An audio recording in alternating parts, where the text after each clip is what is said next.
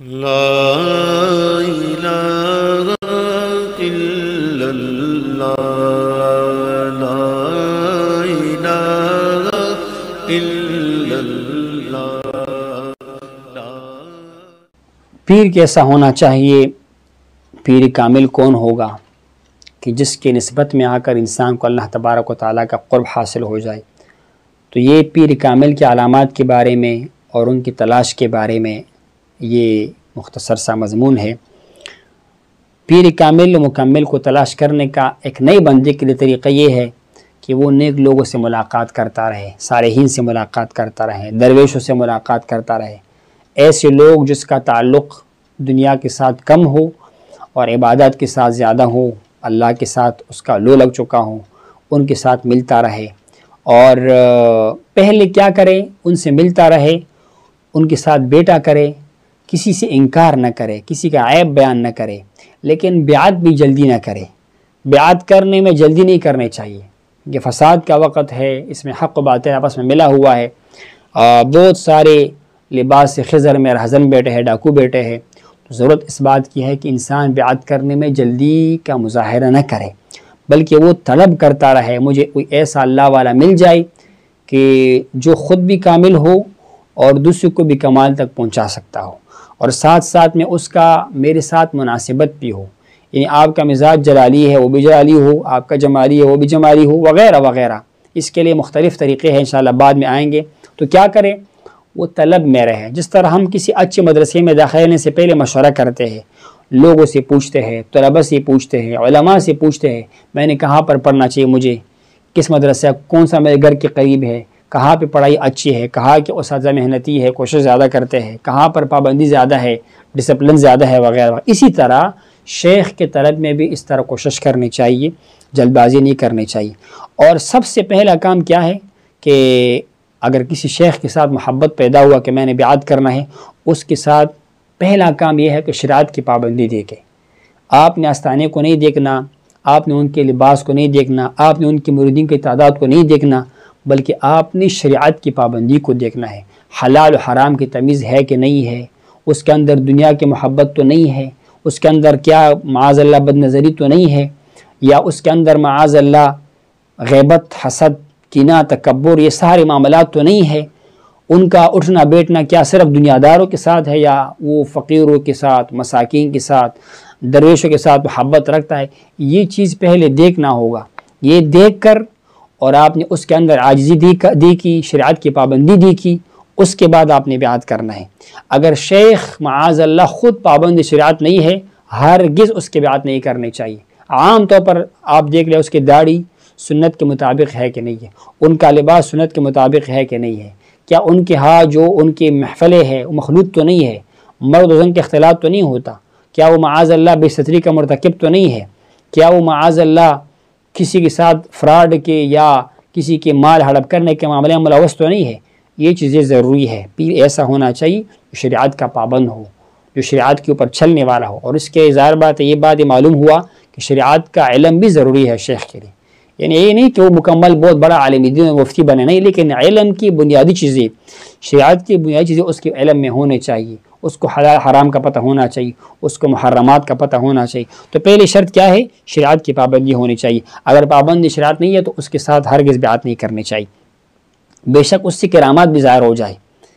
ایک بزرگ کا قول ہے، اگر آپ کسی بندے کو ہوا میں اڑتا دیکھو، کسی کو پانی پر چلتا ہوا دیکھو کہ پانی اس کو ڈبو رہا، اس کا مطلب یہ نہیں ہے کہ اللہ کا ولی ہو گیا. وہ فرماتے ہیں کہ پرندے بھی ہوا میں اڑتے ہیں اور مچھلی بھی پانی میں تیرتی ہے، وہ تو ولی نہیں بنی نا اللہ کی. تو اسی لیے آپ نے شریعت کو دیکھنا ہے. یہ استدراج بھی ہو سکتا ہے، آپ کی کرامت سمجھو گے استدراج ہوگا، بلکہ کسی سے فیض بھی آپ کو نظر آتا ہے کہ اس سے فیض پہنچتا ہے، تب بھی آپ نے اس کے کیفیت کو، اس کے محفل میں بڑی کیفیت ہے، لوگ چیخیں مارتے ہیں، لوگ روتے ہیں، اس کو بھی نہیں دیکھنا. آپ نے پہلے شریعت کو چیک کرنا ہے. پہلے آپ نے کوالٹی معیار کیا ہے؟ شریعت ہے، طریقت خادم شریعت. اگر شریعت ہے اس کے بعد آپ نے اس کے ہاتھ پر ہاتھ دینا ہے. فلہذا یہ کیا ہے؟ اگر خدا نخواستہ وہ شریعت کی پابند نہیں ہے تو آپ کو فائدہ کیا ملے گا؟ نقصان ملے گا. وہ غلط کام کرے گا، آپ بھی غلط کام کرو گے. وہ پھر آپ کو حق بات نہیں کر سکے گا. خود گناہ کا کام کرتا ہے، آپ کو کیسے روکے گا؟ اور پیر مریدی میں پہلی چیز کیا ہے کہ شیخ مرید کی تربیت کرے، پہلے اس کو گناہوں سے دور کرے، محرمات سے دور کرے، پھر مشتبہات سے دور کرے، پھر اس کو رخصت سے بھی دور کرے، عزیمت پر اس کو لگائے، نیکیوں پر لگائے، مستحبات پر لگائے، فرائض و واجبات اپنی جگہ پر وہ تو ہے ہی، یہ شیخ کا کام ہونا چاہیے۔ کیونکہ اللہ تعالیٰ نے کیا فرمایا؟ وَلَا تُطِعْ مِنْهُمْ آثِمًا أَوْ كَفُورًا، ان میں سے کسی گناہ گار کے اتباع نہ کرو، کسی کافر کے اتباع نہ کرو، پیروی نہ کرو۔ اگر پیر معاذ اللہ خود گناہ گار ہے تو اس کی پیروی کرنا تو پھر جائز نہیں ہوا نا۔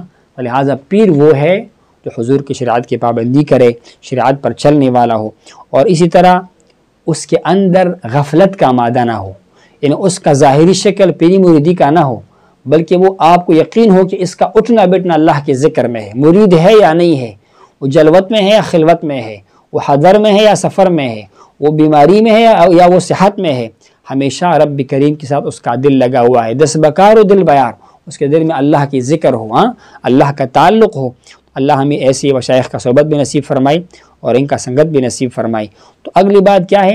غفلت سے دور ہو، اس کے اندر غفلت نہ ہو، قساوت قلبی نہ ہو، ایسا پیر ہو۔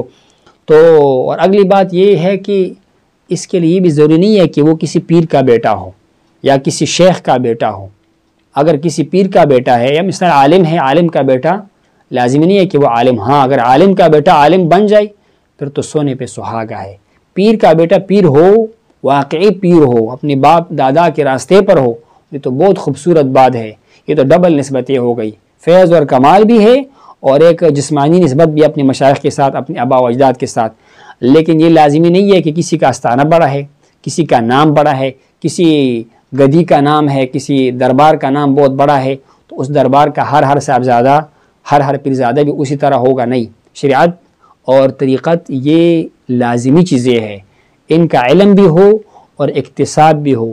جیسے ہمارا فرماتے ہیں کہ ہمارا یہ طریقہ کلا و شجرے کے ساتھ نہیں ہے، سر پر ٹوپی رکھی اور ہاتھ میں شجر رکھا ہوا ہے، میں فلان کا بیٹا ہوں فلان کا بیٹا ہوں، نہیں۔ تعلیم و تعلم ضروری ہے، اکتساب فیض ضروری ہے، لطائف کا احیاء ضروری ہے، مقامات کو طے کرنا ضروری ہے، اللہ کا قرب حاصل ہونا، اس کے بعد آ کر ارشاد پر بیٹھو، کسی کو مرید کرو، کسی کو بیعت کراؤ۔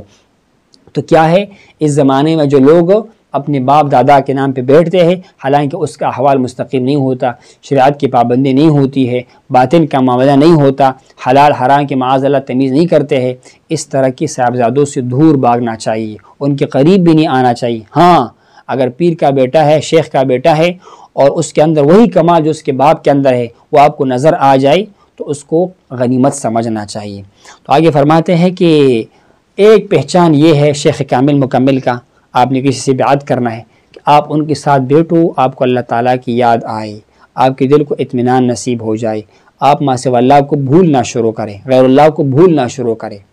تو ایسی پیر اگر آپ کو مل جاتا ہے تو سمجھ لو کہ یہ پیر جو ہے یہ اللہ۔ ظاہر بات عام بندے کو سمجھنا بڑا مشکل ہوتا ہے، جس کا پہلے تجربہ نہ ہو تصوف کا، طریقت کا، تو پھر ان کو چاہیے کہ کسی عاقل سے پوچھے، کسی دانا سے پوچھے، کسی دانشمند سے پوچھے، کسی عقل مند سے پوچھے، عالم سے پوچھے کہ بھائی میں کس بھی طریقت کرنا چاہتا ہوں، میں کس کے پاس جاؤں، کس کا صحبت حاصل کروں، وہ ان کو بتا دے گا اور ان سے علم حاصل کرے گا، پھر اس کے بعد اس شیخ کے پاس جائے گا۔ قرآن نے کیا فرمایا؟ فَاسْأَلُوا أَهْلَ الذِّكْرِ إِن كُنتُمْ لَا تَعْلَمُونَ، علم والے سے پوچھو، دانائی والے سے پوچھو اگر تم نہیں جانتے ہو۔ حدیث مبارکہ میں کیا ہے؟ انما شفاء العی السؤال، بیمار کا علاج کیا ہے؟ جہالت کا مرض کیا ہے؟ علاج کیا ہے کہ بندہ کیا کرے؟ وہ سوال کرے، علم علماء سے سوال کرے، مسئلہ پوچھے، اس کو شفا جو ہے وہ حاصل ہو جائے گی، اس کا بیماری جو ہے وہ ختم ہو جائے گا۔ اس کے بعد فرماتے ہیں کہ اگر ایک دو بندے آپ کو بتائے کہ اس کے ساتھ بیعت کرنا چاہیے، تب بھی آپ کو بیعت نہیں کرنا چاہیے۔ بالعموم کسی پیر کا مرید ہوتا ہے، اپنی پیر کی گیت گاتا ہے، اس کا تعریف کرتا ہے، ان کی باتوں میں بھی آ کر آپ نے بیعت نہیں کرنا ہے، بلکہ آپ نے اغیار سے بھی پوچھنا ہے، غیر سے بھی پوچھنا ہے، اس پیر کے مریدین سے ہٹ کے پوچھنا ہے کہ بھائی میں نے بیعت کرنی ہے، میں کس سے بیعت کروں؟ اور لوگوں سے پوچھو، اس کے پیر بھائیوں سے پوچھو، اس پیر صاحب کے یا اس کے جو ہے پڑوسیوں سے پوچھو یا اس کے ویسے جاننے والوں سے پوچھو کہ ان کے معاملات کیسے ہیں، ان کے پاس اللہ کا قرب ہے کہ نہیں ہے، یہ متقی ہے کہ نہیں ہے، ان کے توجہ میں محفل میں تاثیر ہے کہ نہیں ہے۔ تو الغرض یہ ہے کہ آپ کو جب یقین ہو جائے، اس کے بعد ایک عمل ہے آخر میں استخارہ۔ استخارے کا یہ ہے کہ وہ بالعموم اس کا عمل جو ہے وہ آپ کو وہی شیخ کو کرنا چاہیے۔